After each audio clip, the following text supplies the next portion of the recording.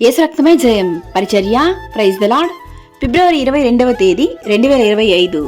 ఈరోజు దేవుని వాక్యము, ధైర్యము వహించుడి, మేలు చేయుటకై యెహోవా మీతో కూడా ఉండును. 2 దినవృత్తాంతములు 19వ అధ్యాయం 11వ వాక్యము. అవును క్రీస్తునందు ప్రియులారా, యెహోవా మీతో కూడా ఉండును, ధైర్యము వహించుడి.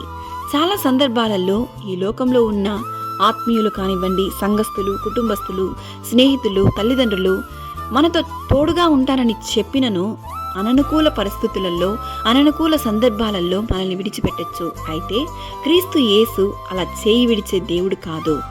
ఎవరు నిన్ను చేయి విడిచినను ఆయన నిన్ను చేయి విడిబడు. ఈరోజు ఈ వాక్యం వింటున్న ప్రియ సహోదరి సహోదరులారా, నీ పరిస్థితి ఏదైనా కావచ్చు. అనారోగ్య సమస్య, ఆర్థిక ఇబ్బందులు, సమాధానం లేకపోవుట, కుటుంబంలో కలతలు, వేదనలు, భయపెట్టే పరిస్థితులు ఏదైనా కానీ ధైర్యం వహించుడి. దేనిని బట్టి భయపడకండి. మేలు చేయుటకై యెహోవా మనతో కూడా ఉండును. దేనిని గురించి చింతించకండి.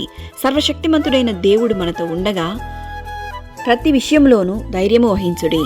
సకల ఘనత, మహిమ, ప్రభావములు యేసయ్యకు మాత్రమే కలుగును గాక. ఆమేన్. God bless you.